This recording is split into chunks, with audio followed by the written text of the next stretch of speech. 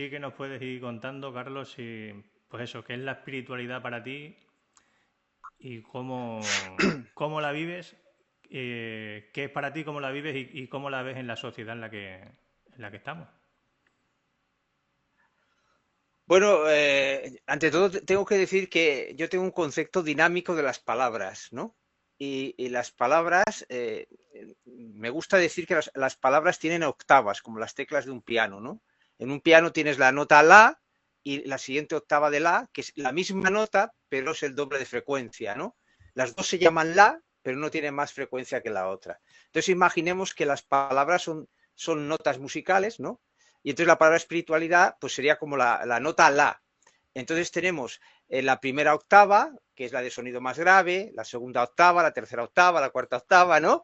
Y son definiciones que va subiendo la frecuencia, ¿no? de la palabra, podríamos decir. La frecuencia, la profundidad, el alcance, ¿no? Como queramos decir. Entonces, claro, no todo el mundo entiende por espiritualidad lo mismo. Entonces yo por espiritualidad entiendo ese abanico de octavas, ¿no? Y depende a las personas a las que me refiero, pues tendré a ir a una octava o ir a otra. Pero aquí como se trata de dar una visión general y amplia, de eso se trata, ¿no? Pues entonces podemos decir que las octavas más graves de espiritualidad serían, por ejemplo, las que derivan en religiones muy dogmáticas, altamente dogmáticas, incluso peligrosas, ¿no? Tenemos muchos ejemplos, ¿no? Por ejemplo, para que se me entienda mejor, dentro del mundo cristiano hay diversas, dentro del mundo cristiano la espiritualidad tiene diversas octavas. Entonces, tenemos cristianos que son dogmáticos, acérrimos, ¿no? Cerrados, personas cerradas, y tenemos cristianos con una amplitud de mente fantástica. Todos ellos piensan que ejercen la espiritualidad. No tenemos derecho, o sea, si uno se sitúa en una octava superior de la palabra espiritualidad, no tiene derecho a decir que las otras no tienen derecho a vivir, a expresarse, ¿no? Es una visión democrática de las palabras, del significado de las palabras. Pero sí es importante que sepamos en qué octava de la palabra está cada persona. Así, por ejemplo, si yo estoy yo qué sé, con un cristiano muy dogmático, ¿no? Pues que rechaza la homosexualidad, por ejemplo, ¿no? Pues evidentemente ese tema no lo tengo que tocar, porque va a ser una fricción y no va a servir para nada. Dentro de ese mismo mundo cristiano tienes otra octava, o sea, una mirada de espiritualidad más amplia, no se trata de mirar por encima del hombro a nadie, sino más amplia, una visión más amplia, más profunda, ¿no? Y entonces esa persona pues no ve ningún obstáculo en la homosexualidad, porque para él la espiritualidad es algo más profundo de si te gustan los hombres, las mujeres, y por lo tanto para él no tiene ninguna importancia, ¿no? Y eso es, fijaos, dentro de una misma fe del cristianismo. Lo mismo pasa en el mundo musulmán. O sea, ¿qué tienen que ver los musulmanes que son terroristas con otros musulmanes como, yo qué sé, los sufís que, o sea, es que claro, veis que es como el espectro de la luz, ¿no? Tienes el rojo y llegas hasta el violeta, ¿no? Entonces, claro, la espiritualidad, normalmente cuando a una persona le preguntan por espiritualidad, inconscientemente decide su nivel de espiritualidad y generaliza. Pero yo en Educar Empoderando trabajamos esas octavas de las palabras y por lo tanto mi concepto de espiritualidad, lo que puedo hablar es cuál sería mi concepto de espiritualidad de la octava de mayor frecuencia que yo conozco. Claro, no se trata de que sea la superior, la que yo alcanzo, ¿no? Luego puede haber otras que yo no veo, ¿no? Evidentemente, esta espiritualidad de mayor frecuencia para mí sería una palabra que acogería a todo el mundo, una palabra que vería la espiritualidad no como algo jerárquico, o sea, no habría autoritarismos. Fijaos que en todas las religiones hay autoritarismos. Incluso en los niveles más elevados hay una jerarquía, ¿no? Pues esta espiritualidad sería sin niveles, sin autoritarismos, sería democrática, ¿no? Cada uno podría tener su concepto espiritual interior que compartiría con los demás y en esta visión espiritual de sentido más amplio ya uno no estaría ubicada en una religión determinada, pero sí podría simpatizar con todas las religiones, ¿no? Fijaos en un detalle, en esta mirada muy importante. Es más fácil que un ateo dialogue con un cristiano de espiritualidad elevada que un cristiano sumamente dogmático pueda hablar y entender a otro cristiano de espiritualidad elevada. Para que os deis cuenta que lo importante no es ser cristiano o musulmán, sino tu nivel de espiritualidad. Y un ateo tiene nivel de espiritualidad. Claro, al ateo le estorba la palabra espiritual, pero es obvio que es espiritual. Lo que pasa es que el ateo nació como negación, o sea, no existe, el ateísmo es una cosa occidental, es muy curioso, ¿no? No existe, en un pueblo primitivo no existe el ateísmo, ¿no? Porque pues aquí hubo la filosofía, el desarrollo de la razón, chocó contra la religión, ¿no? Y como oposición a una religión fuertemente autoritaria y dominadora, ¿no? Pues se negó la idea de Dios que esa religión proporcionaba. Entonces, el ateo no es que niegue a Dios en general, niega a una idea de Dios, la que él no comparte, podríamos decir. Por lo tanto, si ese ateo le estorba la palabra espiritualidad, ¿no? Cuando la palabra espiritualidad está en alto octanaje, elevada de frecuencia, no le importa cambiar su forma, su sonoridad, ¿no? Y poner otra palabra. Entonces, para el ateo, en vez de hablar de espiritualidad, podrías hablar de conciencia. Y podrías decir exactamente lo mismo y no tendrías ningún problema. ¿Veis? Que esta visión de las octavas de las palabras nos da una posibilidad de relaciones infinita y trasciende el autoritarismo. No miras a nadie por encima del hombro. Cada uno está tocando la tecla del piano en el que él está experimentando su vida. Y no, uno que experimente una octava superior no es un ser en sí mismo superior al que está experimentando una octava inferior. Pero sí es verdad que el de la octava inferior no entenderá muchas cosas de las de la octava superior. Pero al revés sí que tiene que entenderlo. Porque a medida que subimos la octava de las palabras, como la visión es más amplia, engloba las anteriores, ¿no? Para mí esto es la esencia de la evolución. Yo creo en la evolución del ser humano y que creo firmemente que la evolución del ser humano se mide por la evolución de las octavas de las palabras. Fijaos, Pero no es lo mismo. Sí, adelante, sí, que me he enrollado mucho. no, si se Sí, puede ser, dime. si se puede ser feliz como ateo, por qué complicarnos la vida con la espiritualidad? ¿Vale? Es que, claro, cuando tú dices se puede ser feliz como ateo, el ateo nace en función de la negación de algo. O sea, el ateo es inseparable de la idea de Dios. Es que es inseparable. Yo te pregunto, ¿por qué en los pueblos primitivos no hay ateos? Porque no se hizo una filosofía que chocó contra las religiones.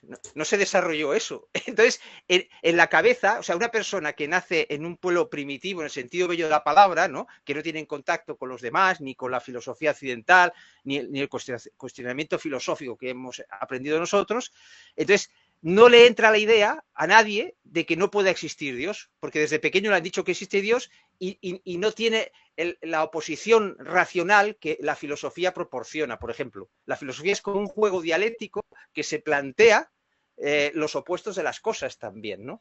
Entonces, quiero decir que la idea del ateo nació como una defensa, el ateísmo nació como una defensa a una religión imperante, ¿no?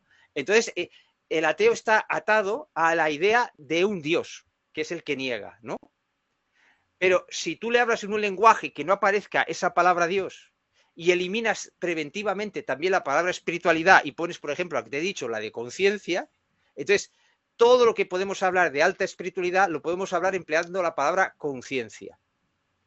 Y entonces, respondiendo a tu pregunta, la felicidad no es una cuestión de tus creencias en el fondo. La felicidad no consiste en estar anestesiado. La felicidad se construye a base de vivir cosas que no te hacen feliz. Esto es muy importante. Claro, tú imagínate que Le naces está feliz. explotando la cabeza a la gente ahora. Tú imagínate que naces feliz en una burbuja y no tienes problemas ni nada. Tú no eres ni consciente de que eres feliz. Es decir, si el ser humano no es infeliz en determinadas situaciones, no puede desarrollar sus potenciales. Claro, ¿cómo? Tú imagínate, un niño se le concede todo lo que quiere, ¿no? Por ejemplo, pues no puede desarrollar sus potenciales. Es decir, la felicidad vamos a emplear las octavas de las palabras en la palabra felicidad. Efectivamente, podemos tener una idea simplista de la palabra felicidad, ¿no? Lo que me hace feliz, o una idea mucho más elevada de la palabra felicidad, ¿no? Entonces, la palabra felicidad tiene que estar ligada con el crecimiento personal. Cuando tú accedes a un crecimiento personal, no te hacen feliz las mismas cosas que cuando tenías menos crecimiento personal. Por lo tanto, como todas las palabras felicidad es relativa a tu situación y a tu nivel de conciencia, podríamos decir. Entonces, un ateo puede estar en un nivel de conciencia igual que un creyente y se entienden perfectamente. Y si chocan en alguna palabra, lo que hay que hacer es elevar el significado de esa palabra o cambiar esa palabra por otra. Es lo que te digo, es decir, ¿te molesta por la conciencia de espiritualidad? Pues empleamos la conciencia. Claro, o sea, mira, te voy a poner un ejemplo para que se entienda bien. ¿Qué es para mí una espiritualidad elevada?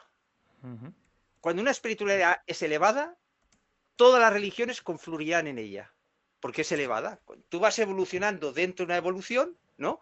Tú imagínate un mandala, eso es, un mandala.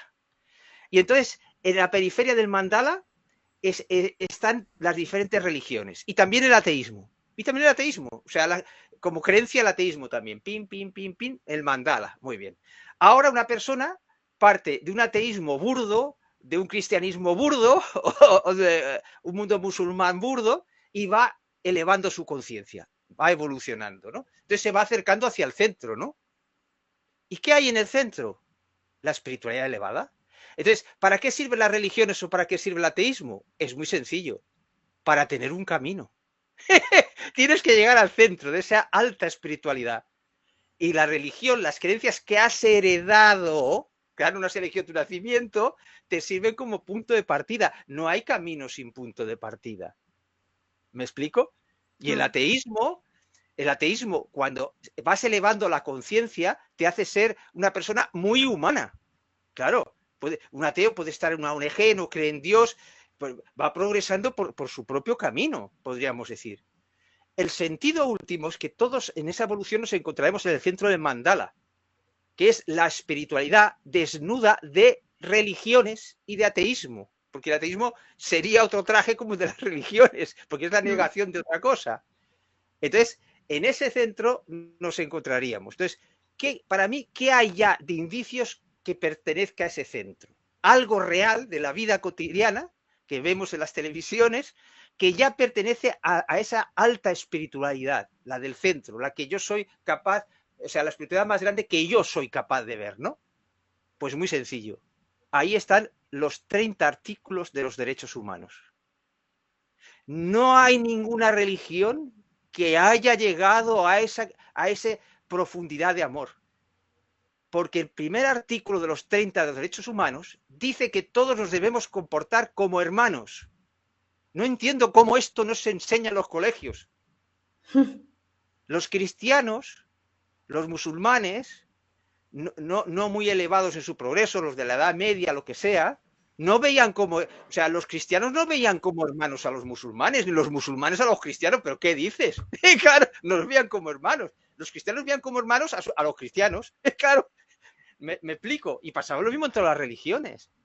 Entonces, no somos conscientes que lo más grande que ha creado la humanidad es la redacción de esos 30 artículos de los derechos humanos. Es increíble. Esos artículos están diciendo que todos los seres humanos tenemos los mismos derechos. Y estamos tan obcecados que no vemos. Bueno, pues eso tiene que orientar al cristiano que está progresando, al musulmán que está progresando y al ateo. Y cuando las personas están evolucionadas, entonces comprenden lo que significan los derechos humanos, aunque el camino sea el de un ateo, el de un cristiano, o el de un agnóstico, o de un musulmán, o de un budista. No hay nada más, no se ha escrito, no hay nada más espiritual que yo sepa que los derechos humanos. Lo que pasa es que se nos ha vendido como algo político. Os invito a todos los oyentes a buscar los 30 artículos de derechos humanos y vais a alucinar.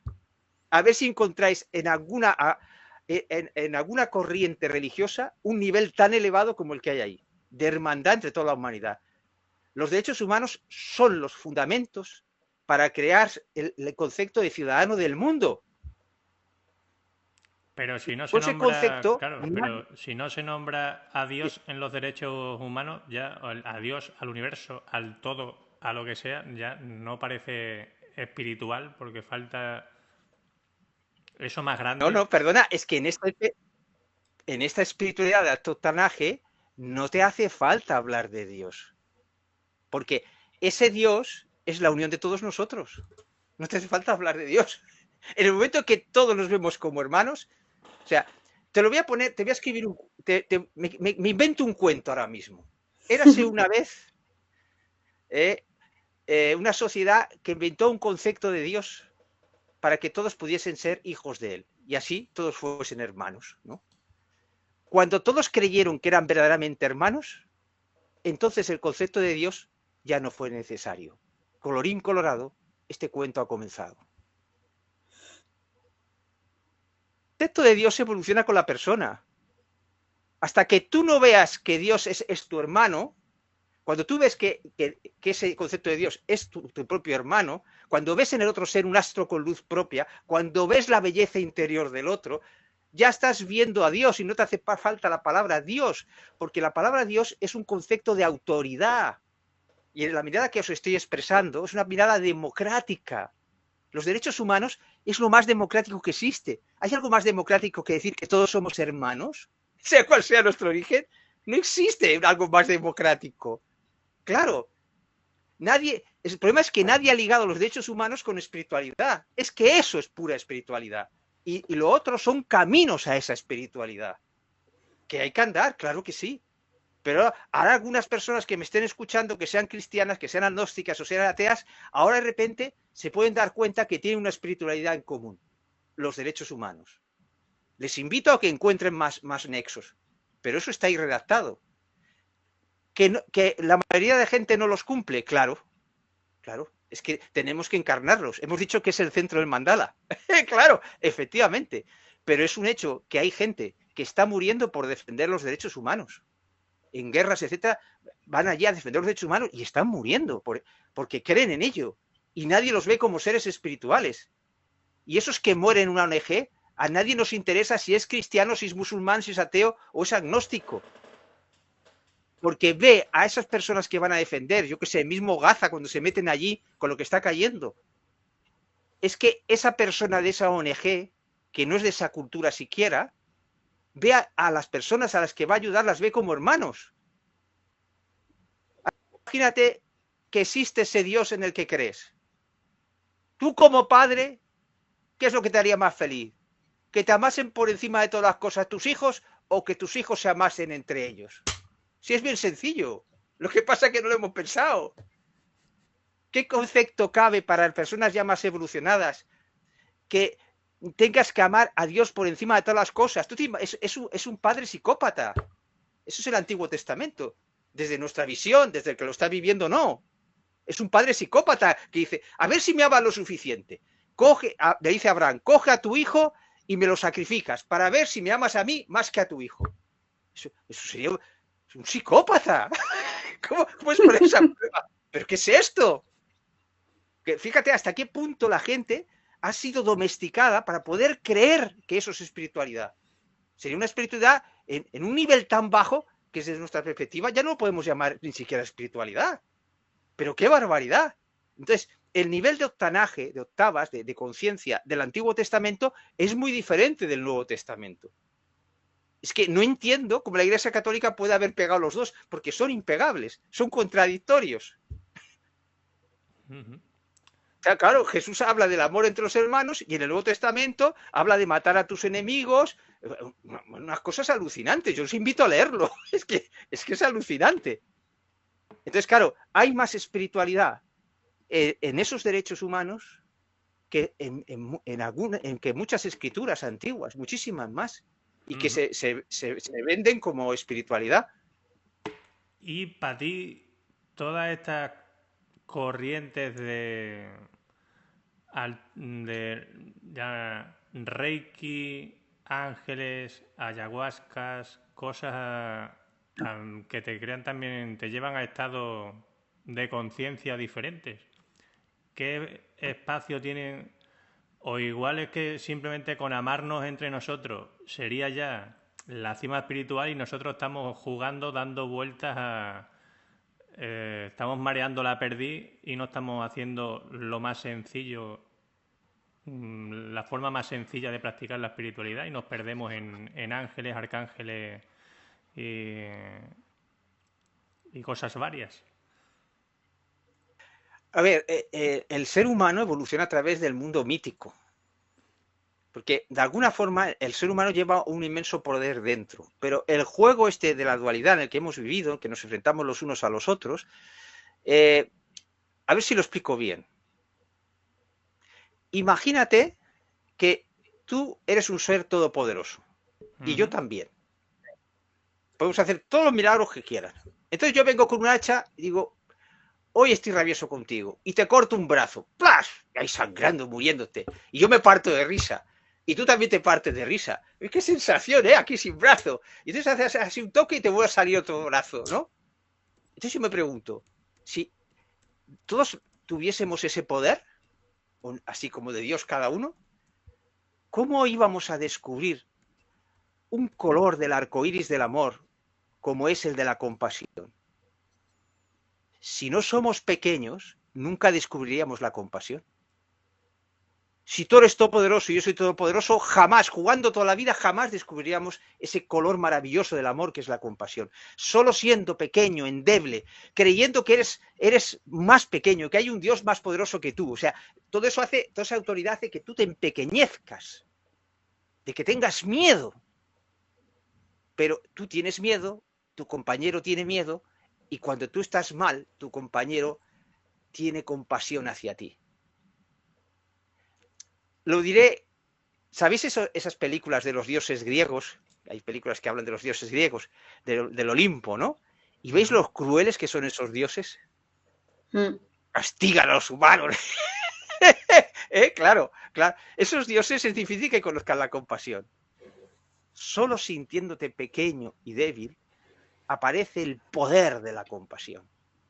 Por lo tanto, claro que hay que andar esos caminos que tú has esbozado. Unos creerán en los ángeles, otros no creerán, otros dirán que es una tontería, pero todos van hacia el centro del mandala. Todos son mitologías. Habitamos mitologías. Incluso los derechos humanos se pueden convertir en una mitología. ¿Lo ves? Entonces, yo, por ejemplo, tú no tienes por qué creer en los ángeles, pero el otro, tú imagínate que estás en el mandala y tú estás en un punto de la circunferencia y el otro está en el opuesto, ¿vale? Entonces eso podría significar que tú crees en los ángeles y el otro cree que es una milonga los ángeles. Y los dos andáis vuestro camino y lo importante no es si existen los ángeles o no. Lo importante es que habéis andado vuestro camino y os vais a encontrar en el centro. Esa es la gracia de la vida. Eso es lo maravilloso, es tan simple y tan sencillo. Nos hemos complicado tanto, porque esa es la dualidad, poniendo las cosas. ¿Qué será verdad? ¿Que hay ángeles o que no los hay?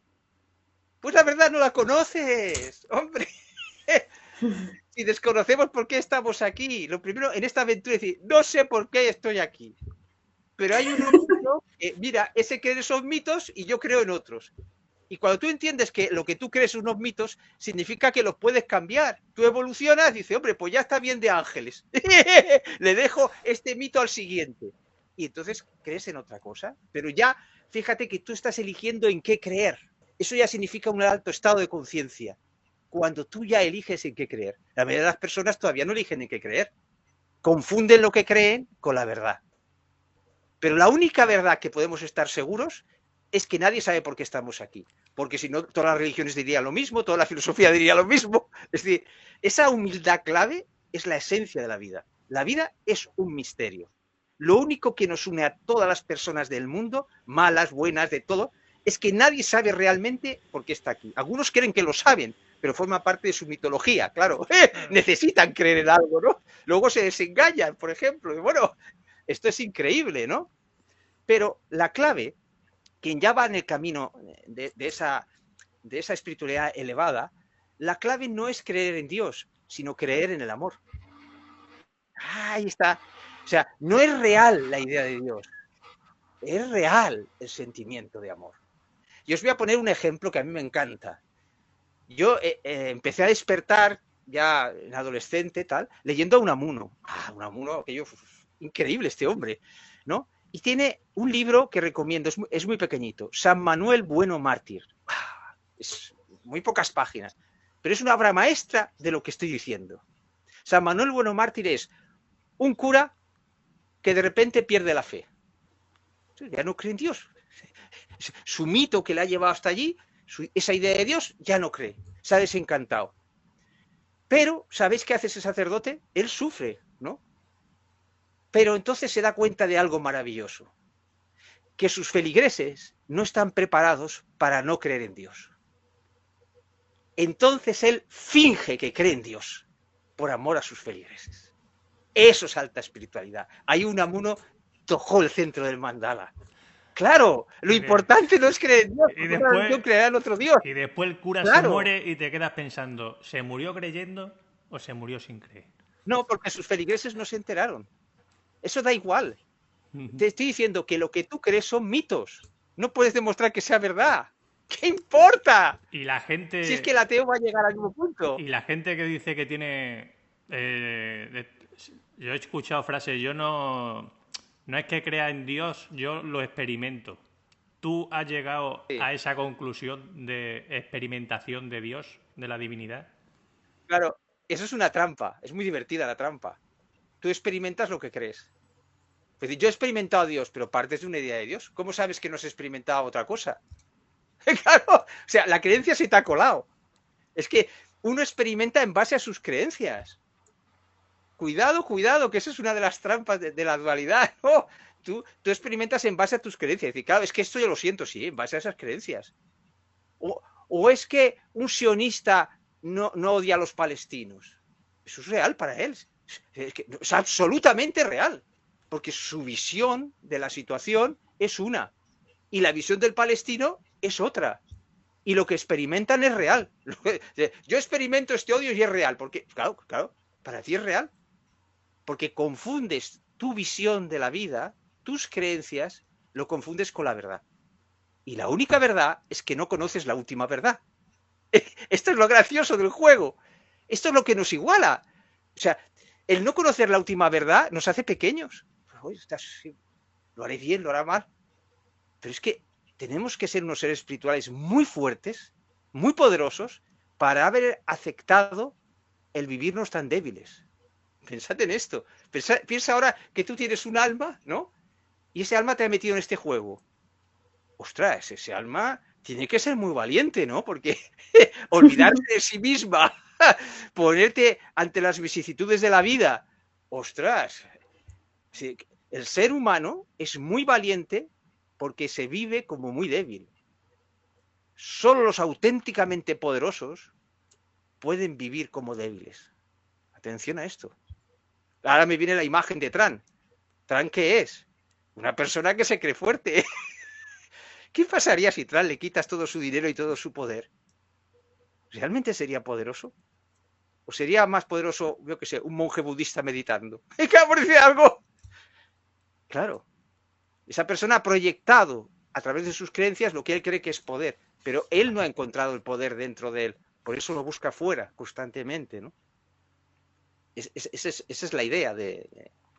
Entonces, ver la esencia de la espiritualidad esta de las que estoy hablando es la belleza interior del ser humano.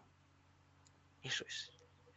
Yo a un creyente le puedo hablar de la belleza interior del ser humano. Y entonces el creyente dirá, claro, porque somos hijos de Dios. ¿Lo veis? Y yo le hablaré de la belleza del interior humano y el ateo dirá, fíjate, qué maravillosa la evolución de las especies, ¿no? que nuestro cuerpo ha generado esa belleza, sí, yo la veo en mi hijo, ese brillo, esa belleza interior. Qué maravilla la evolución de las especies, ¿no? Y tiene razón. Ninguno de los dos. Son mitos, claro. Que tienes que vivir. Háblanos de esa belleza interior porque si la ves como una cualidad de todo ser humano, habrá personas que digan que conocen a personas que son pura oscuridad interior, que no tienen nada de belleza. Esa belleza es parte de la naturaleza humana. A ver, la belleza, a ver, voy a explicar desde mis creencias, que no verdades, ¿no? Fijaos en la palabra ser humano. No es lo mismo humano que ser humano, que no somos conscientes. Algunos dicen, por ejemplo, la visión materialista, incluso del ateo, ¿no? Diría, pues bueno, los humanos somos un animal más, ¿no?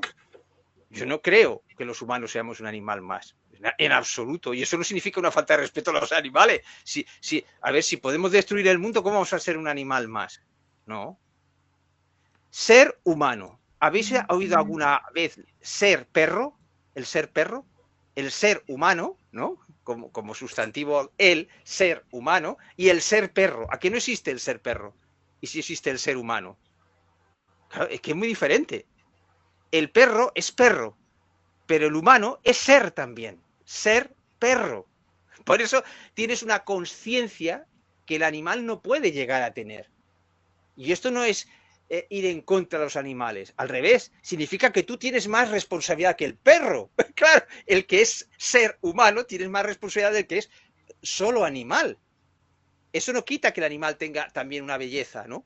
Pero la belleza interior a la que yo me refiero es a la del ser que está jugando a ser humano. No sé si me explico. O sea, no, Sí. desde mi visión, es una creencia, no la puedo demostrar, pero vibra bien con mi idea de espiritualidad, ¿no? El ser humano significa que somos un ser espiritual. Claro, las palabras limitan, ¿no? Un alma, un ser espiritual, poner la palabra que cada uno se sienta más cómodo, que está jugando, que está experimentando ser humano. Este ser no es el ser de antes, es el ser con minúscula, ser humano. El ser con mayúscula que juega a ser con minúscula, a ser humano. Entonces, ¿qué pasa? Que ese ser espiritual que está más allá del cuerpo físico y de la biología, ¿no? Cuando se mete dentro de un cuerpo físico, entonces acepta la debilidad, la fragilidad del cuerpo físico. Por lo tanto, tiene que tener mucha fuerza para aceptar un juego tan peligroso, ¿no? En el que está el sufrimiento, en el que está un montón. Entonces, cuando yo hablo de ver la belleza interior, significa de ver detrás del humano el ser. Entonces, la mayoría de las personas eso no lo van a expresar, está ahí dentro. Entonces, tú tienes que crear una serie de circunstancias para facilitar que ese ser aflore. Y eso es la mirada de Educar Empoderando, lo que yo hacía en clase, es tratar de que mis alumnos expresasen ese ser. Ese ser es más allá de la cultura, más allá de sus padres. Ahora estoy pensando en Sisi, no sé por qué, a ver si verás por qué. Cuando tú miras a un hijo, tú me dijiste, es lógico, yo no soy la dueña de mi hijo. ¿Por qué no eres la dueña de tu hijo? Porque tu hijo es un ser humano. Ser. Y ese ser no es fruto de tu biología. El humano es fruto de tu biología, de tu genética, de tu epigenética, de tus enfermedades que heredan. Todo lo que quieras, hasta cierta parte del carácter. Todo eso está en el humano. Pero descubrir al ser que hay detrás del humano es una tarea difícil, pero maravillosa. Entonces, por supuesto que en las personas más oscuras, asesinas, etcétera, descubrir ese ser es muchísimo más difícil que en otras. Claro, y podemos no ser capaz, no lograrlo. Porque si esa persona, tú estás buscando el ser y te asesina mientras, como comprenderás, claro, se entiende que tú eso lo aplicas. Entonces, yo entre mis alumnos no tenía asesinos, ¿eh? No, no había ningún asesino. Afortunadamente. Afortunadamente, pero algunos de ellos podría derivar en el futuro, claro, vete a saber, ¿no? Pero claro, la gracia de esta educación es que tú creas un ambiente en clase, como la película Entre Maestros, tú creas, en la película Entre Maestros, que podéis ver en YouTube, si la veis, el subtítulo que lleva es Educar como astros con luz propia. Esa luz es del ser. Es decir, lo que intento hacer ahí como profesor en la película es crear un ambiente en el que pueda aflorar ese ser. Y sea el propio alumno que se sorprende viendo que es algo más que lo que ha heredado de sus padres, de la sociedad y de lo que él cree que es. Y yo eso biológicamente se expresaba porque cuando tú conmueves a alguien y ese ser aflora, se encienden los ojos, empieza a brillar en los ojos. Esto lo he vivido. Entonces yo sabía que yo estaba conectando. Es muy difícil hacerlo en grupo, pero individualmente es más fácil, con determinados alumnos aún más. Hablabas en privado con esos alumnos, si tenían algún problema o lo que sea, y veías cómo cuando empezabas a conmoverlo, conmover es mover por dentro. Empiezas a mover por dentro, entonces esas barreras que hay ahí, ¿no? Esas armaduras, acordaos el caballero de la armadura oxidada, ¿no? Hay todas esas armaduras, entonces tú vas taladrándola con ese ambiente que vas creando, la taladras. Y entonces aflora ese ser. Entonces, cuando tú conectas con ese ser, a mí me pasa, empiezo a escribir cosas, empiezo a decir cosas que no he dicho nunca. Empiezo a hablar, me hace una pregunta y yo no sé lo que voy a decir, voy hablando, y yo digo, voy a tomar nota de lo que voy hablando porque esto no lo he dicho nunca. Claro. ¿Por qué? Porque he tenido fe, he creído que ese ser dentro de mí existe, he ido cultivando las conexiones. Pero cuidado, que el autoengaño es muy grave. Ese ser no está sometido a creencias. Cuidado. Y necesidades. Es algo mucho más profundo. Porque mucha gente cree que ha llegado a su ser interior, pero no. Se ha quedado en, ¿cómo diría yo? En imágenes psicológicas que hay por el medio, ¿no? ¿Y por qué sabes que no es su propio ser? Muy fácil. Porque hablándote de lo que él cree que es su ser, te intenta manejar. Eso no es su ser. Así he visto yo en la nueva era, en los talleres de nueva era, así cantidad de instructores, que ves que te están manipulando, que les molesta a otro. En esa espiritualidad esencial no te molesta el otro. Claro, es que opine diferente, que tenga otro concepto de espiritualidad, a ti no te tiene que molestar. Si tú quieres convencer al otro a toda costa, tú no estás en tu ser, estás en una proyección psicológica y que está llena de necesidades, de querer convencer al otro. Porque nada da más seguridad en tus creencias que convencer a otro de lo que tú crees. Claro, es que por eso lo intentas hacer. Cuanto más piensan como tú, más seguro te sientes tú en tu creencia. Pero cuando tú expresas ese ser, es muy diferente. Porque entonces empiezas a ver el ser también en los otros, detrás de lo que hacen los otros. Y entonces estás más allá de lo que te molestan los otros. Ahí empieza el fundamento. Bueno, no quiero hablar tanto porque si no... Eh, ¿Me oye? Sí, te oigo perfectamente. Ujú. Y se me ocurre una pregunta, Carlos.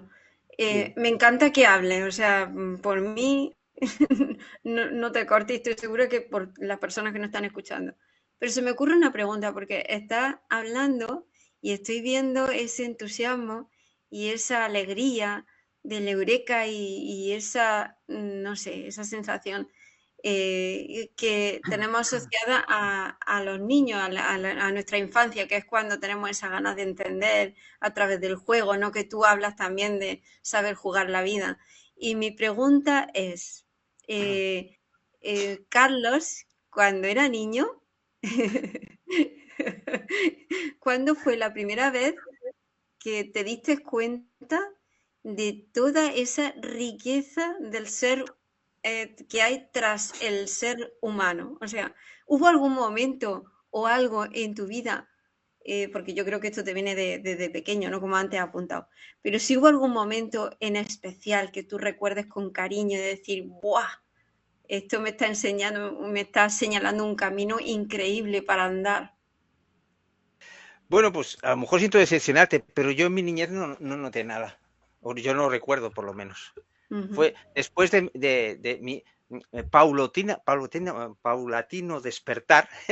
No fue como ahí San Pablo que se cae del caballo, ¿no? Sino que poco a poco vas despertando. Pues yo qué sé, te empiezan a... Empecé yo siempre me ha gustado mucho leer, y entonces empecé dentro del crecimiento personal a leer cosas, ¿no? Pero siempre con espíritu crítico, eso es muy importante, ¿no? Mm. Y siempre lecturas creativas, es decir, siempre he considerado, y eso para mí es importante, pero hay que enseñarlo a las personas, que un libro no está completo, ni tiene la verdad. Pero ese libro deja cosas incompletas para que tú las desarrolles, ¿no? Entonces, lo que sí he tenido así a flor de piel sería la creatividad, ¿no? Entonces siempre, cuando leí un libro, siempre apuntaba cosas, se me ocurrían ideas, ¿no? Y alguno vería esas ideas y dice, pues esto no tiene nada que ver con el libro, sí, pero me lo ha provocado el libro. Porque claro, la relación entre el libro y el lector es diferente en cada lector.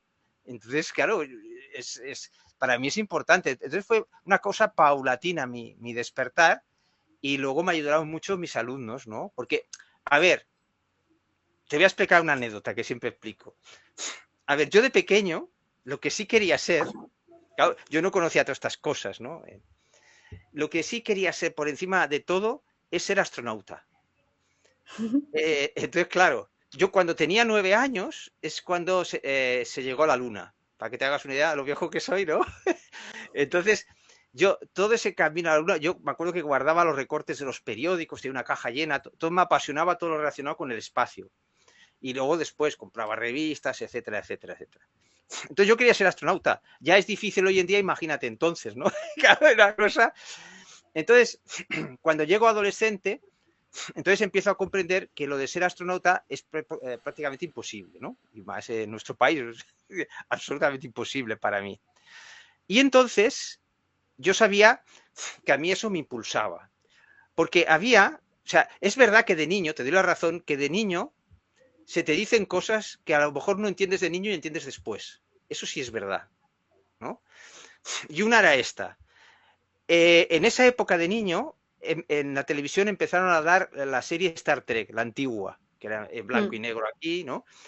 Y entonces había una frase al comienzo que ponía, decía algo así, decía, llegar con intrepidez a donde jamás ningún otro ha llegado. Lo decían así con una voz así bonita, ¿no? Me decían eso y me quedaba así como alucinado. O sea, si hubiese podido darlo atrás, que no había vídeos, lo hubiese escuchado varias veces. Y las estrellas a mí, yo quiero viajar por el espacio, ¿no? Quiero moverme, quiero descubrir, quiero ser un viajero como ellos, ¿no? Qué lástima, he nacido 300 años antes. Claro, en mi desesperación, ¿no? Claro. Entonces empiezo a comprender todo esto. Entonces soy adolescente, me hago idea, tengo que pensar ya qué estudios quiero realizar, y entonces digo, bueno, astronauta es imposible, no voy a serlo, pero a mí me sigue encantando viajar entre las estrellas. ¿Cómo puedo viajar entre las estrellas sin ser astronauta? Pues de una forma virtual, haciéndome astrofísico, ¿no? Y entonces por eso estudié física, para conocer el universo, ya que no podía hacerlo físicamente a través del conocimiento. Quería saber todo lo que se conocía sobre el universo para poder viajar entre esas estrellas. Bien, entonces termino la carrera, hago la especialidad de astrofísica, ¿no? Lógicamente. Entonces quería seguir investigando, hacer una tesina y tal, empiezo una tesina, pero el tema que me da la doctora, primero la doctora se ríe de mí, porque claro, yo pensando en esa frase digo, quiero hacer algo innovador que no haya hecho nadie, ¿no? Llegar donde nadie ha llegado. Y la doctora que me tenía que llevar la tesis le da un ataque de risa. Dice, bueno, vamos a ver.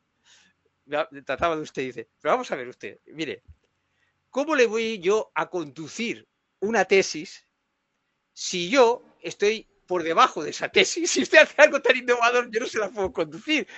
Claro, la verdad es que las tesis tienen que tener algo innovador, pero no todo innovador, tiene que ser una prolongación, ¿no? Entonces, claro, me dio un toque de tierra y me sugirió un tema, ¿no? Y entonces estuve unos meses trabajando el tema que ella me sugirió, pero a mí ese tema se me atragantó. No me ilusionaba más mínimo. Me hice de valor y le dije, no se lleva 6 meses ya. Dije, mire, doctora, lo siento, pero yo lo dejo. Y esto no es lo que yo buscaba. Digo, pues nada, digo, venga, fuera. Y entonces, digo, bueno, ¿y ahora qué hago? Ahí, claro, a mitad de 6 meses del curso, digo, además tengo que ganarme la vida, es que ya estaba ya en las últimas. Digo, bueno, pues me pongo a trabajar. ¿Y de qué? Pues soy licenciado, pues de profe de secundaria, ¿no?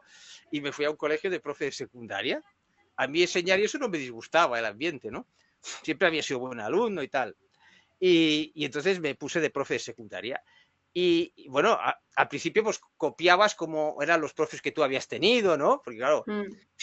Pero entonces empecé también a leer libros de crecimiento personal y todo esto, ¿no? Hacer algún taller, ¿no? Entonces descubrí una nueva... Digo, un momento, aquí hay más cosas que a mí no me han explicado en la educación, ¿no? Qué bueno. Entonces, claro, digo, crecimiento personal. O sea, pues un maestro lo más importante que puedo hacer es crecimiento personal con sus alumnos. Es el mejor regalo, claro. Pero curiosamente los talleres que hacía siempre eran dirigidos a adultos. Y claro, es realmente curioso, ¿no? Digo, pues yo tengo que hacer algo, pero claro, yo tenía que hacer el temario. Además, yo llevaba a los mayores que se tenían que presentar al examen de selectividad, ¿no? Para entrar a la universidad, y un examen muy duro. O sea, que yo tenía que dar el temario bien, porque si no me la jugaba, ¿no? Entonces digo, pues ¿cómo puedo? Entonces empecé con creatividad a meter cosas de crecimiento personal en los temarios de matemáticas y física, con la creatividad. Pam, pam, pam, pam. Y entonces ya empecé a ver a las personas, pues, con otra profundidad, a mis alumnos, ¿no? Y entonces un día ocurrió algo curioso, ¿no? Yo estaba... Bueno, primero me di cuenta de lo que os digo, que cuando yo conmovía a un alumno, se encendían los ojos, ¿no? Empecé a descubrir todas estas cosas. Y un día estaba navegando por clase, les había puesto alguna tarea, estaba navegando por clase, ¿no? Y entonces me vino como una voz interior. Digo, mira, estoy como... La sensación de que estaba navegando entre las estrellas. Me vino una imagen de que estaba navegando entre las estrellas, ¿no? Estaba paseando por la clase y la voz me dice así. Dice, tonto, ahí tienes las estrellas entre las que querías navegar. ¡Wow! Los alumnos son astros con luz propia, es decir, estrellas. Wow. Aunque han sido educados como planetas. Claro, la instrucción te ha educado como planetas. Tú orbitas los temarios, orbitas lo que te dicen es importante, pero ¿dónde está tu propia luz? Esa que enciende los ojos. Pues esa voz, que no tenía que ser más que mi ser, a que te refería antes, empleó la palabra tonto en plan cariñoso. Tonto. Aquí tienes las estrellas que estabas buscando. Tuvieron que pasar décadas entre que yo era niño. Entonces, de niño lo que se te hace es una proyección sobre lo que conoces. Ahí es donde yo te daría la razón. O sea, de niño no soy consciente, pero mi ser hace una proyección sobre... Claro, ¿cómo mi ser me va a decir, fíjate la luz interior, pero si no sé ni nada de crecimiento personal, era imposible? Entonces me hace una proyección y me obliga a estudiar física, porque en esa física estaba la física moderna, la relatividad y la cuántica, que es un instrumento muy importante para hacer un puente hacia una ciencia con trasfondo espiritual, ¿no? Es decir, claro, ¿qué quiere decir? Que todo estaba ya apañado de alguna forma mi camino. O sea, existe un destino y dentro de ese destino existe un libre albedrío. Son dos caras de una misma moneda, ¿no? Entonces, el destino para mí es como si tú imagínate que eres un tren y te dice, oye, tú tienes que pasar por estas estaciones. En tu destino está pasar por estas estaciones, hacer física, descubrir que los alumnos tienen una luz interior, por ahí tienes que pasar. Pero entre estación y estación, tú tienes tu libre albedrío para diversos caminos y claro, según el camino que hagas, aprendes cosas diferentes. Es decir, no es incompatible el libre albedrío con el destino, sino que son complementarios. La existencia de solo uno sería una locura. Un libre albedrío sin ningún punto de referencia es una locura, no sabrías qué hacer. Y solamente destino serías esclavo. Por lo tanto, todo eso lo aprendí en gran medida gracias a mis alumnos. Por eso, la película Entre Maestros, el subtítulo que os decía antes lleva Educar a astros con luz propia. Hemos sido educados como planetas, orbitando cosas, orbitando conocimiento, ¿no? Tenemos un conocimiento interior, tenemos una luz propia, y lo que he pretendido cuando enseño, hago cursos a padres y a maestros, mi objetivo principal es que ellos encuentren un camino para ver esa luz propia en sus hijos y en sus alumnos, creando ambientes apropiados, cambiando los conceptos. ¿Ves? Cuando cambio el concepto de espiritualidad, cuando cambio el concepto de democracia, cuando elevo de octavas los significados, todo eso ayuda a que tú puedas sentir el ser del otro. ¿Y qué más? ¿Cómo crea? Porque ahora la gente se estará preguntando, yo quiero ser yo quiero ser Carlos de mayor, pero ¿cómo se hace? Yo quiero ver esa luz, quiero ver sacar esa estrella de las personas que tenemos a nuestro alrededor.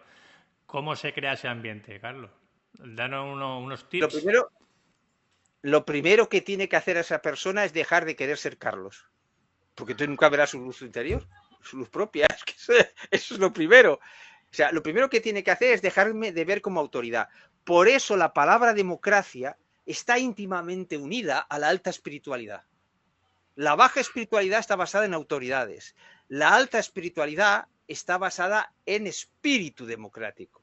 Fijaos, espíritu democrático no es lo mismo que democracia sola. Espíritu democrático significa que trasciendes el autoritarismo y la idea de Dios. Espíritu democrático. ¿Qué significa la democracia política? Que puedes elegir quién manda, ¿no? Y se van rotando. Que el que manda no es superior porque puede ser otro cualquiera, ¿no? Pues lo mismo en la espiritualidad. Espíritu democrático, espíritu crítico. La palabra espíritu significa que no haces daño. Si tú empleas la palabra crítica, puedes hacer daño. Pero si tú practicas el espíritu democrático, no lo haces para hacer daño, sino para despertar, para ayudar. La palabra espíritu significa que tienes en cuenta la totalidad, que tienes en cuenta un efecto mucho más grande. Las palabras cobran sentido cuando se unen a otras. La palabra libertad significa esclavitud cuando no se refiere a otras palabras. Fijaos ahora cómo, yo qué sé, la ultraderecha emplea tanto la palabra libertad, ¿no?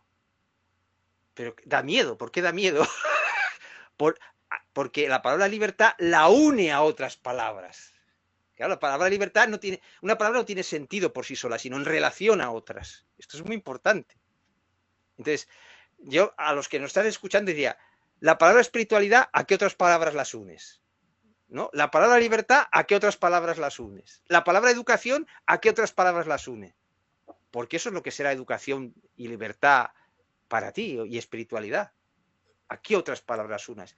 Una palabra, mirad, hay una cosa fantástica que descubrí, como me has dicho lo de niño, ahora me voy acordando de cosas que luego comprendí. O sea, me ocurrían de niño, pero no podía explicarlas. Y una es algo sorprendente. Estaba yo, entonces nos hacían muchos dictados y buscar cosas en el diccionario, ¿no? En primaria y tal. Todos los días hacíamos dictados, corregíamos las faltas, palabras que no entendías, tenías un diccionario y la buscabas, ¿no? Y entonces una vez salió la palabra arenque y me dio por buscarla y ponía arenque, pez parecido a la sardina. Entonces mi ser interior me invitó a hacer algo que como niño no se me podía haber ocurrido. O sea, lo supe después, ¿no? Después lo entendí. Digo, ¿qué me hizo hacer esta acción? O sea, ¿se os ocurre qué pude hacer? O sea, busco arenque y me pone pez parecido a la sardina. ¿Qué crees que hice que no se le ocurrió a nadie más? Ni siquiera al profesor. Ni siquiera al profesor se le ocurrió. Porque a mí ese ser me impulsó a hacerlo. Pues muy sencillo. Busqué sardina, aunque ya sabía lo que era. Es claro, a que parece un absurdo, pero el ser quería que yo buscase sardina. ¿Y cuál es mi sorpresa mayúscula? Que pone sardina, pez parecido al arenque. ¿Eh?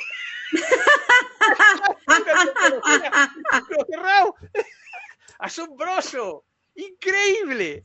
Claro, a nadie se le ocurrirá buscar sardina. Pues eso es el ser empujándote, porque tienes un destino. Claro, ¿no? Ya lo entenderá. Claro, yo en ese momento quedé absolutamente confundido. Pero es algo que no me olvidase nunca. Y eso me serviría después. Claro, cuando yo tengo más conocimiento, digo, ahora lo entiendo, claro. Ahora comprendo aquello, ¿no? Claro, fuerte, ¿verdad? Claro, después que comprendes, que aprendes el significado de unas palabras en función de otras. Ay, qué bueno. Pero eso es imposible, en el fondo. Luego, el significado de las palabras esenciales te viene por otro camino, no te viene por el diccionario. Curioso, ¿verdad? No hay problema cuando las palabras son concretas. Silla, mesa, son palabras concretas, ¿no? Puedes pensar en diversas formas de silla, de mesa, de concreta, ¿no? Pero cuando hablas de paz, de alegría, de amor, de cosas abstractas, ¿cómo aprendes tú esos significados? La auténtica verdad es que no tenemos el mismo significado. Por eso cuando hablamos de esas palabras abstractas nos solemos pelear. Curioso, ¿verdad? No nos paramos a ver. Oye, a ver, ¿qué entiendes tú por amor? Ah, vale. ¿Qué entiendo yo por amor? Ah, vale. Entonces pensar en lo de las octavas de las palabras. Aquí nadie tiene razón. Cada uno vive una experiencia diferente de amor. Democracia. De nuevo aparece la idea, ¿veis? De democracia. No, yo respeto, porque sé que esa persona está adquiriendo experiencias con esa palabra amor que incluso me puede decir cosas que yo no conozco. con su experiencia, me puede decir cosas. O sea, una persona que tiene un concepto de amor menos elevado que el mío está experimentando cosas diferentes. Bien, pues yo puedo aprender cosas de ella. Esa es la democracia del crecimiento personal. Claro, El crecimiento personal está lleno de autoridades. ¿Cómo viven los conflictos entonces, Carlos? Porque en algún momento hay que chocar con alguien cuando no está en la misma octava que nosotros. ¿Cómo vives tú los conflictos? ¿Aplicas compasión? ¿Qué aplicas para reducir al mínimo el sufrimiento y potenciar una resolución amorosa si es que es posible? Lo que no aplico son recetas, porque eso no es sabiduría. Las recetas es instrucción, no es educación, que puede ser útil, claro, cuando no sabes qué hacer. Una receta, ojo, cuidado, yo no las estoy despreciando. Pero si hablamos de sabiduría, significa que ante una misma situación, dos personas actúan con sabiduría haciendo cosas opuestas y obtienen el mismo resultado. Atención a lo que estoy diciendo. Cuando aplicas la sabiduría interior, dos personas hacen lo contrario y pueden obtener el mismo resultado. Porque y esto dicho por un matemático, dicho por un físico. Claro, sí. Así es. Porque pueden tener la misma intención. Entonces, hay quien ese amor, por ejemplo, el amor de padre y de madre, se complementan, ¿no?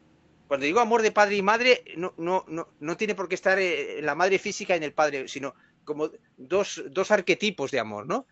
El amor del padre sería amar a tu hijo poniendo distancia para que crezca. Y el amor de la madre es que lo abrazas tanto que sí, le das cariño y lo necesita muchas veces, pero le impides crecer. Entonces, ¿qué necesita el niño? Los dos amores. Hay momentos que necesitará ser abrazado y hay momentos en que tienes que poner distancia y enfado. Por ejemplo, ¿no? La sabiduría. Yo colecciono, creo frases, ¿no? Y luego las ordeno. Y tengo ordenado en un archivo las sabidurías, ¿no? Y entonces digo, frases de la sabiduría del enfado, de la sabiduría de tal cosa. Es decir, que la sabiduría se puede aplicar en todos los campos. Un enfado puede ser algo inútil, algo que te distancia, algo de lo que te arrepientes, o puede ser algo sabio. Recomiendo una película para volver a ver desde esta perspectiva. Bueno, son dos ahora, que es Mary Poppins. Mary Poppins es una película de sabiduría, absolutamente. Si tú la ves desde el crecimiento personal, quedas alucinado de lo que allí hace. Mary Poppins simula que se enfada. Está empleando la sabiduría del enfado. Porque sabe que en ese momento tiene que expresar el amor exigiendo algo. En otro momento, Mary Poppins los está abrazando, cantando una canción para acogerlos. Es la misma, empleando el amor de padre y el amor de madre. ¿Dónde está la sabiduría? Saber cuál debes aplicar en cada caso. Ahí está la sabiduría. Nos sirven las recetas.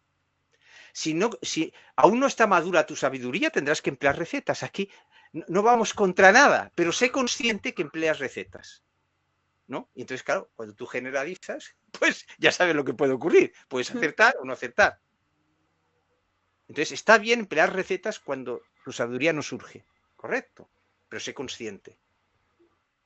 La sabiduría lo que quiere decir es que no está solamente la idea presente en ti, sino que es la idea más el sentimiento profundo, no un sentimiento de miedo profundo de ese ser, ¿no? Entonces el pensamiento y el sentimiento se unen y nace la sabiduría.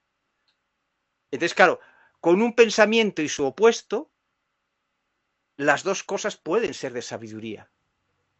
Depende del momento, de las circunstancias o de la personalidad de quien lo aplica, porque claro, también estás implicado, o sea, a lo mejor a ti no se te da bien hacer lo que dice la receta y tu sabiduría te dice hacer una cosa absolutamente contraria a lo que dice la receta y te da el mismo resultado. Eso es sabiduría. Eso es el ser que llevamos dentro proyectando nuestra luz. Y entonces ves que haces cosas a veces y estás sobre la marcha y vas cambiando y te vienen ideas. Es realmente asombroso, ¿no? Ahora, la sabiduría va muy unida a la autoestima. Claro, si tú no tienes autoestima, es muy difícil que tú llegues a ese ser interior. Necesitas un mínimo de autoestima. ¿Lo veis? Y las personas que quieren someter a otras suelen tener muy poca autoestima. Antes hemos nombrado un líder, ¿no? pero no, probablemente tienen muy poca autoestima, por eso tienen que someter a otros, ¿no? No, o sea, uno que tiene autoestima no, le molesta mucho menos los otros. Si tú tienes autoestima, te molesta mucho menos la actitud de los otros, ¿no? Pero ojo, esto no significa que tú no te tengas que defender, ¿eh? Claro, claro, porque tú piensas que aquí estamos hablando de personas de un cierto nivel de conciencia los que ven este vídeo.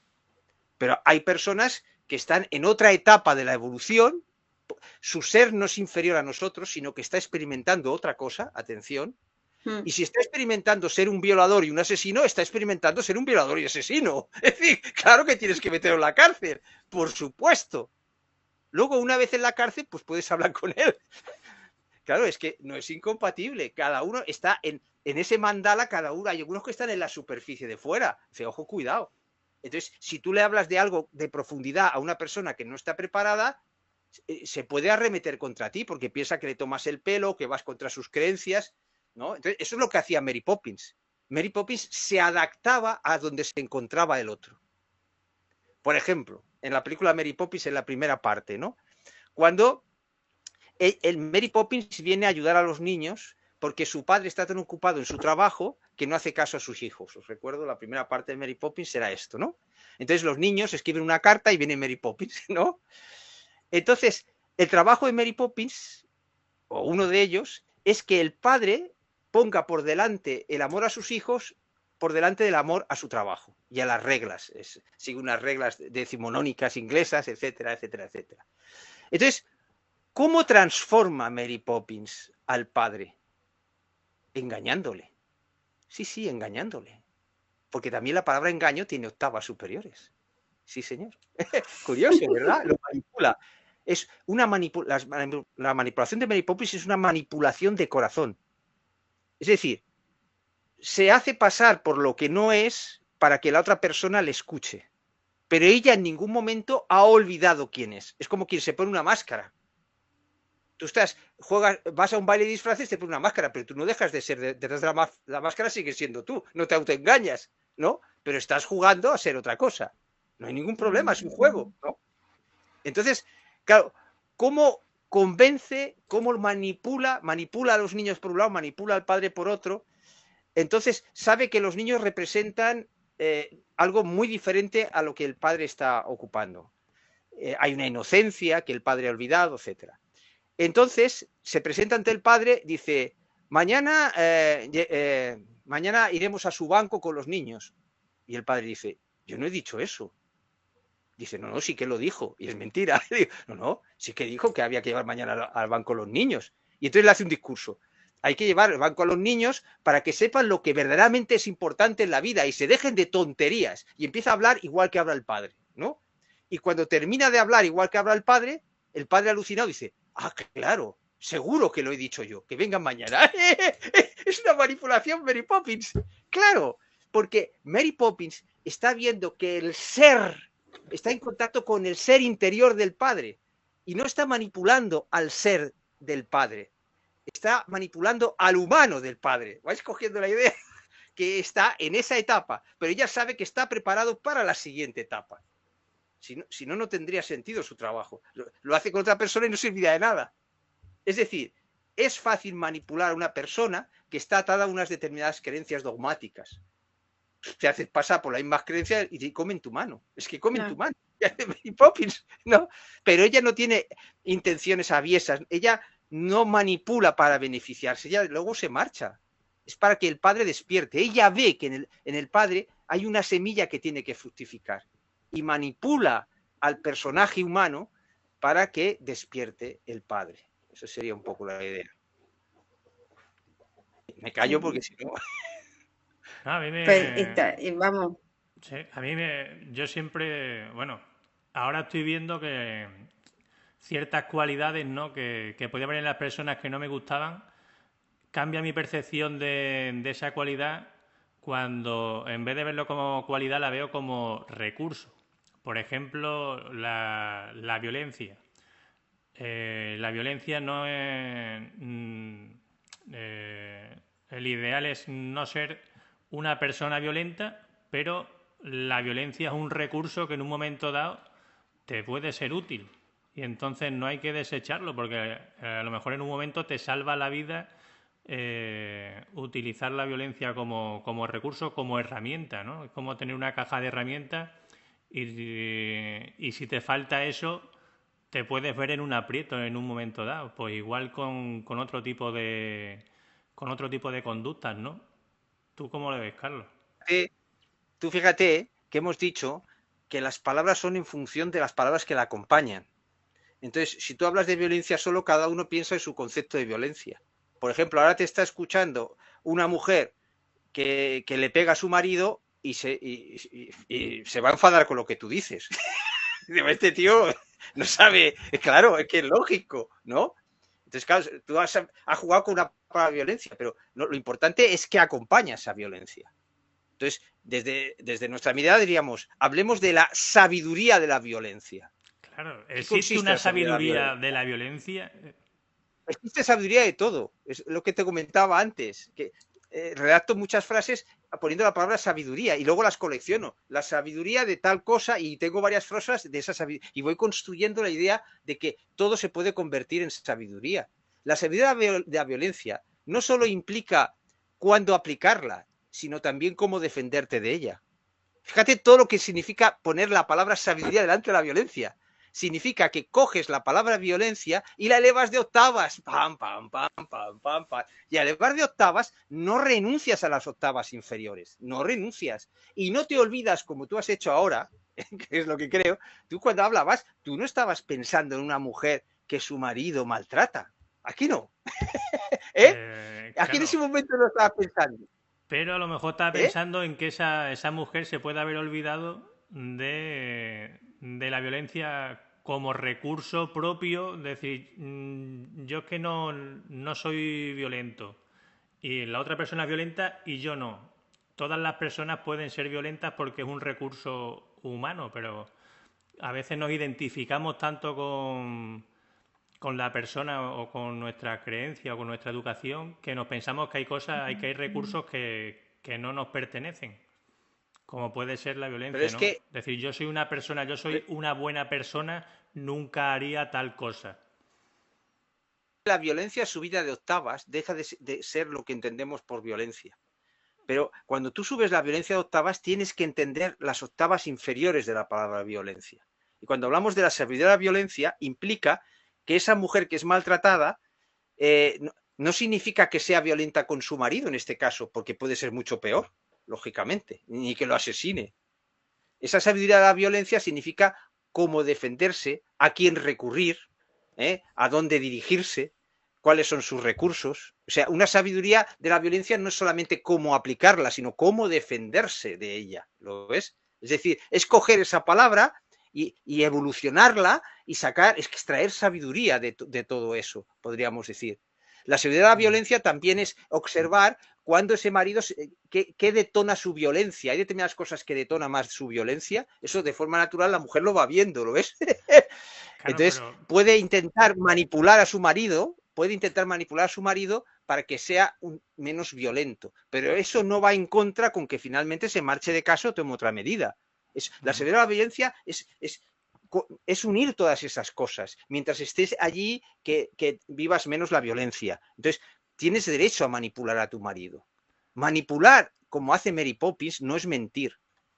No es mentir en el sentido de que tú extraes algo egoísta. No. Es mentir para que el otro no te haga daño o para que el otro despierte. ¿Ves? Entender lo que es la palabra mentira subida de octavas. Hay la mentira para engañar y la mentira para ayudar. Muchas veces se han salvado vidas porque alguien ha mentido. Y sin embargo, en una moral de dualidad no hay que mentir. Hombre, por Dios, no hay que mentir. Si ves a tu hijo en peligro y con una mentira lo salvas, ¿dónde está el mal? Claro. Es decir, no hay ninguna palabra negativa si se la acompaña de las palabras correspondientes. Claro, esto es lo que hay que hacer, ¿no? Podríamos decir.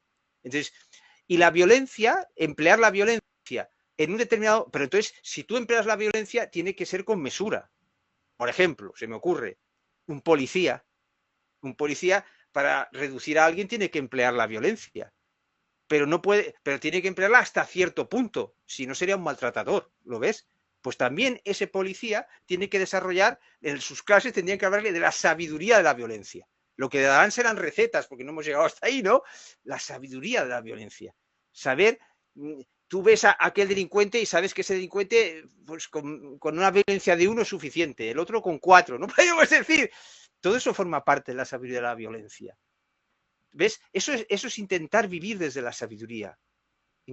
Es mirar las cosas más allá de lo que te molesta o te deja de molestar. Es ese espíritu científico de estudiar la situación y extraer consecuencias.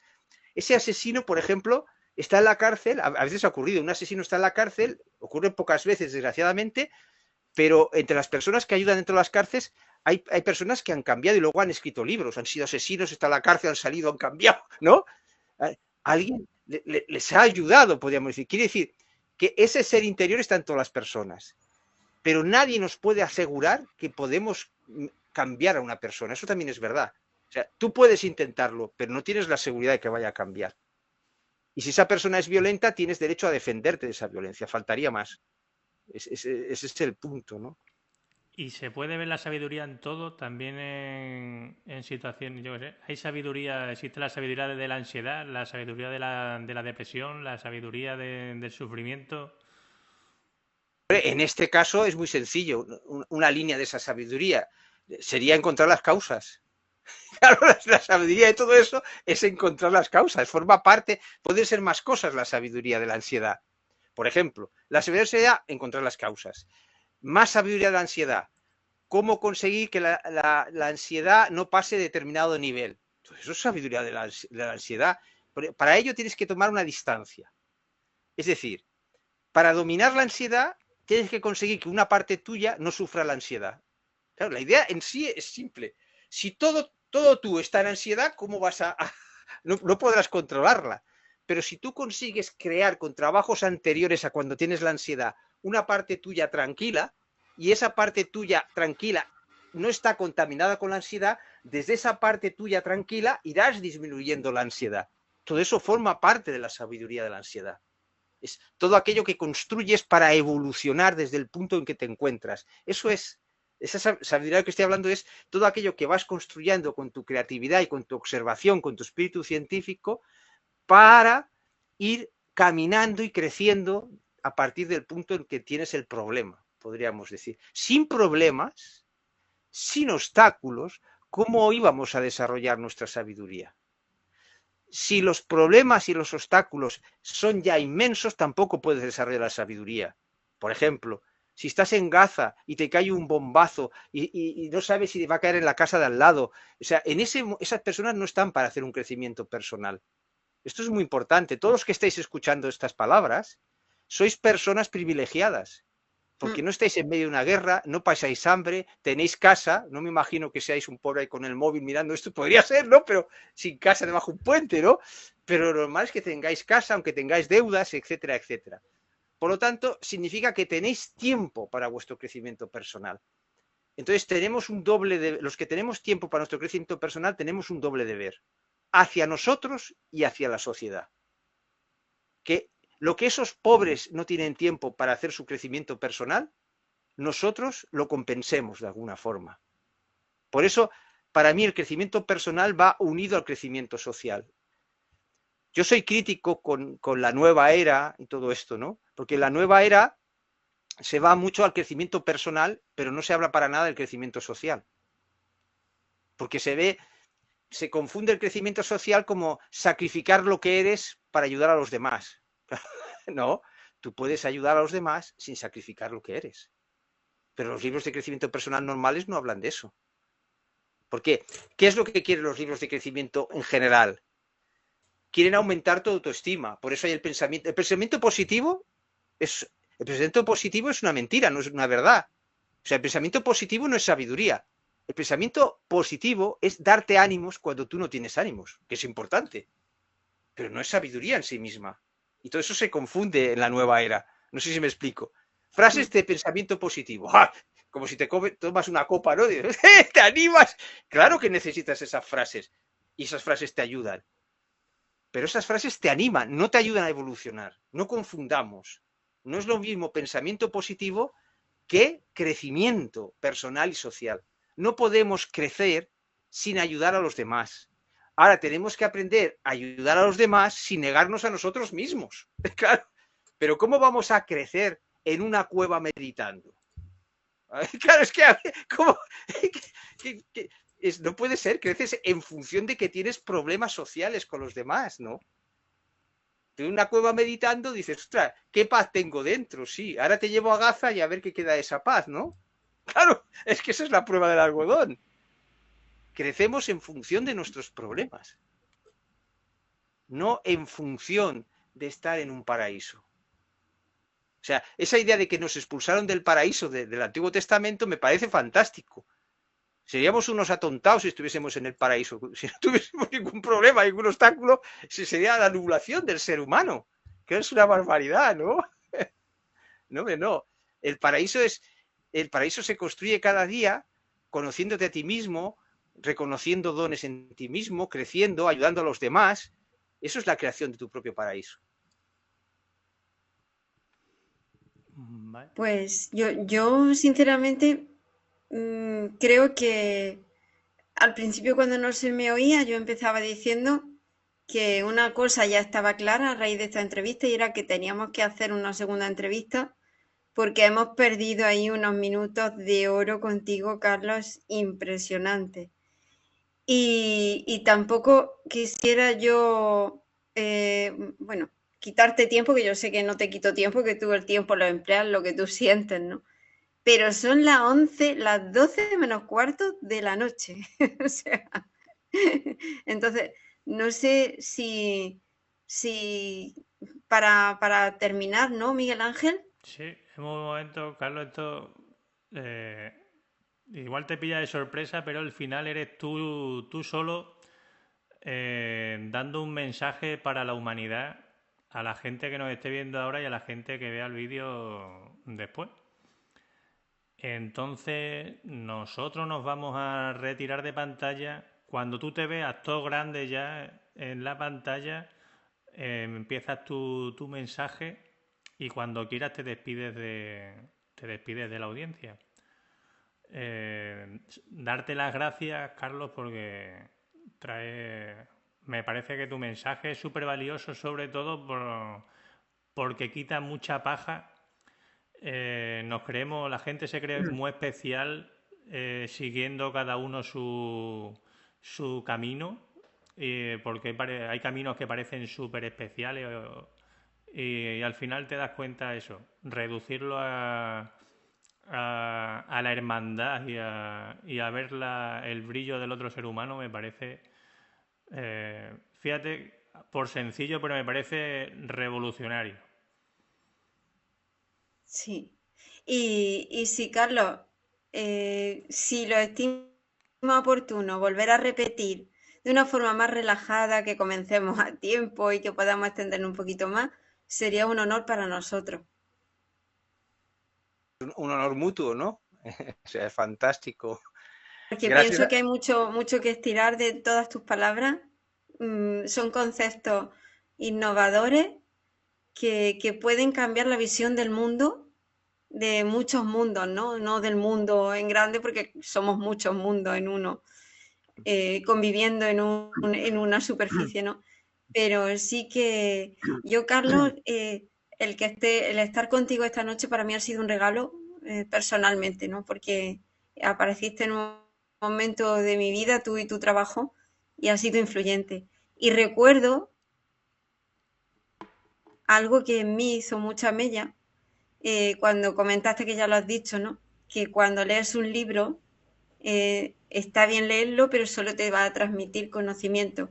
Pero contactar a través del libro con aquello que contactó el autor del libro, eso te da la capacidad de crear y de entrar en ese campo de sabiduría. Así que yo me acuerdo de eso y desde entonces el expandir nuestra mirada es uno de tus mensajes, creo que más importantes, y yo te estoy muy agradecida. Gracias a ti, ¿no? Porque además es que si no hubiese personas como tú, pues entonces yo no tendría un contrapunto de mi trabajo. O sea, porque sois muy importante, porque me puedo preguntar, pues a lo mejor soy un loco y me he inventado todo esto y no, no sirve para nada, ¿no? Es decir, el que alguien me diga que le ha ayudado en su vida para mí es muy importante, porque me da ánimos para seguir trabajando, ¿no? En todo lo que hago. De hecho, es que yo lo que siento es que siempre he sentido que tenía algo que entregar. De niño no sabía bien lo que era, ¿no? Y ya de mayor pues he ido viendo lo que tenía que entregar. El problema es que eso que tengo que entregar, ¿cómo te diría yo? Son cartas que no ponen la dirección y no sé a quién entregárselas. Entonces las personas que hacéis programas como este, ¿no? De difusión y tal, pues esas cartas que no ponen dirección puede que les llegue a alguna persona. Digamos que mi limitación es que tengo que entregar unas cartas, pero no tengo la dirección. No soy tan afortunado como los Reyes Magos y Papá Noel. Yo no tengo la dirección. Así que muchas gracias a vosotros por hacer este tipo de programas y traer a personas, ¿no? Que lo que hacemos simplemente es entregar lo que buenamente sabemos y lo que buenamente hemos experimentado y hemos creado. Gracias a vosotros. Sin vosotros mi trabajo no tendría sentido. Bueno, pues sí. Vámonos. Y dejamos aquí a... ¡Vámonos! Carlos, cuando termine el programa, no te desconectes, Sí. que finaliza la emisión en directo, pero nosotros nos despedimos en un minutito, ¿vale? Vale, de acuerdo. Muy bien. Venga, pues nosotros nos vamos. Perfecto. Un beso a todos, a Marta, a Vicente, Gracias. a Capilla que nos ha estado viendo y dejando sus comentarios. Muchas gracias a todos por vernos en directo. A eso, un beso a todos los astros que han estado ahí. Y los que vendrán. Astros con luz propia, estrellas. Esa estrella, estrellita. Nada, pues, hasta luego.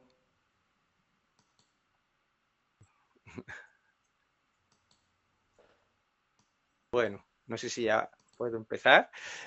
Bueno, pues aquí estoy solo ante el peligro. Me han dejado esta jugarreta.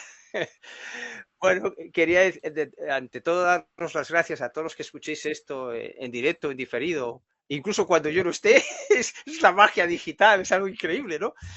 Pues simplemente daros las gracias, ¿no? Y que las palabras que yo he dicho no son para que hagáis recetas, sino para que muevan cosas dentro de vosotros, cosas que me sorprendan a mí mismo. Si me escucháis, o sea, mi deseo es que los que escuchéis de mí sea para superarme. Eso es, exactamente.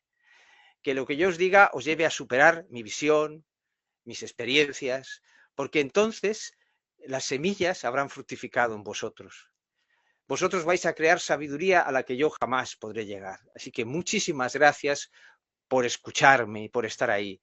Y se me ocurre también, a ver qué os podría aconsejar. Sí, se me ocurre que cuando tengáis una discusión con vuestros hijos, con vuestra pareja, con vuestros amigos, familiares, alumnos, etcétera, y sea repetitiva, ¿no? Pensad qué palabras claves hay en esa discusión. Coged, habrá una, dos palabras claves que se repite siempre, retiraros con esas palabras apuntadas y jugad a subir de octavas esas palabras, pensando qué palabras pondríais al lado de esas palabras. O sea, esa palabra, ya hemos dicho que una palabra no tiene significado por sí misma, sino con cuáles las acompañas. Tú cuando discutes, ¿qué palabras acompañas a esa palabra clave? ¿Y qué palabras crees que acompañan a esa palabra clave en la otra persona? Si no sabes lo que la otra persona, el concepto que tiene esa palabra o qué palabras le pone al lado, pregúntaselo antes de que discutir otra vez con ella. Oye, he observado que esta palabra aparece siempre en nuestras discusiones. ¿Qué es para ti esta palabra? ¿O qué palabras ligarías a esta otra palabra? Entonces se abre, la discusión siempre tiene lugar en una línea, ¿veis? En una línea en que chocan las palabras y los significados que cada uno tiene. Entonces, al hacer esto, abrís una nueva dimensión, un nuevo eje de coordenadas. Y en ese nuevo eje de coordenadas aparece la posibilidad del diálogo. Esto sería la sabiduría de la discusión. Gracias a la discusión podéis conocer cosas de vosotros mismos y cosas de la persona con la que estáis discutiendo. La sabiduría es siempre ver la oportunidad de lo que nos pasa. Vuestra creatividad es vuestra mejor herramienta, pero tenéis que empezar a creer en ella. Sois astros con luz propia. Los demás también son astros con luz propia, aunque a veces no lo expresen y os tengáis que defender de ellos. Cuidado. Buscad a ese ser que hay en vuestro ser humano y disfrutad de él, porque está aquí para jugar con los demás seres humanos. El arte de jugar la vida consiste en que en vez de dramatizar la vida, aprendamos a jugarla. Y esa es la clave, jugar la vida. Cuando somos niños, jugamos a ser médicos, ¿no? O incluso, fijaos, un niño jugando a una película de vaqueros y mata a alguien, ¿no? Dice, no debería haber estas películas, ¿no? Un niño, son violentas, ¿no? Pero es que no estáis en la mente del niño. Imaginaos que un niño está haciendo una película de vaqueros e indios. Entonces hay unos niños jugando y el vaquero mata a un niño. A un indio en el juego que están haciendo. Bien, entonces termina el juego y el indio muerto se levanta y dice, oye, que yo ahora quiero ser el vaquero. En realidad no moría nadie. Estaban jugando a matarse. Entonces, el problema no estaba en la película, sino que nosotros interpretamos la película como adultos que condenan, como adultos que juzgan, mientras que los niños la están viendo como un juego. Quiere decir que la inocencia desarma todo. El arte de jugar la vida es desarmar los dramas a través de la inocencia, de recuperar esa inocencia del niño, convertir la discusión en un juego, y entonces empiezas a disfrutarla. Ah, nos hemos enfadado, pero mañana nos abrazaremos, ¿no? Empieza el juego. Y si eres consciente en medio de la discusión de esto, sentirás un poder que nunca has sentido. Ya no serás víctima de tu discusión, sino que serás como Mary Poppins, manejando el enfado, manejando las discusiones. El arte de jugar la vida. Si queréis saber más sobre el arte de jugar la vida, os recomiendo mi último libro, Jacobo y el viejo indomable, donde un viejo profesor enseña a un adolescente de 17 años el arte de jugar la vida. Y lo hace provocándole. Primero el adolescente se enfada muchísimo, pero luego le revela que es un juego y el adolescente empieza a jugar también. Entonces los dos se convierten en dos grandes amigos en el arte de jugar la vida. Bueno, nada más. Astros con luz propia. Os invito a descubrir vuestra propia luz y a descubrir el maravilloso arte de jugar la vida. Gracias.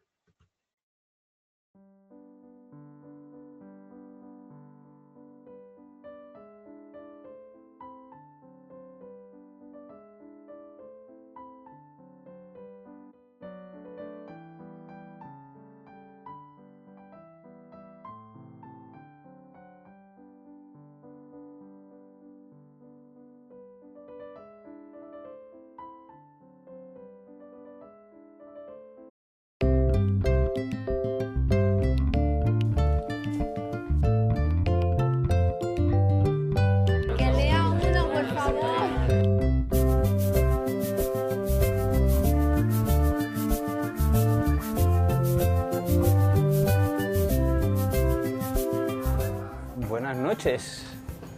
¿Noches? Sí, noches. ¿A que no os esperabais algo así? Te has situado en la duda. Yo no sé. Filusión. Hemos creado una nueva palabra. Este tío está como una cabra. Todo esto me parece como súper surreal. Yo pensaba que haríamos clases normales. ¿Tienes ganas de dar matemáticas? No. Este se llama el número de oro. La proporción áurea, el código da Vinci, pero todas las películas. Esto es 82. Sí. ¿Te lo juro? Pues por la mañana soy más bajito, tío. Mira, loco. No has resuelto esto. ¿Y tu espíritu científico? Esto es basura. ¿Tienes algo contra la basura? Qué chula es la llavera, tío. Oye, me estás tocando los cojones. Te has vuelto a tu antiguo personaje. Ay. El profe te ha dicho algo que no te gustaba y... ¿En qué clase no empezó con hemos él? esperado. Los que estaban Esa es se la lo cuestión. esperaban La que cuestión es llegara. esa. ¿Puedes quitarme el miedo a que alguien venga y me dispare? Esto es un desafío.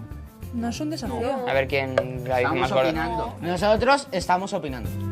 Un hombre que se dé un abrazo conmigo. ¿Tú? ¡No soltéis, eh! ¡Quietos paraos! Es un juego entre el maestro y alumno que al final dices quién es el maestro y quién es el alumno. Sé perfectamente que no es esa la respuesta, pero creo que es la respuesta que necesitaba.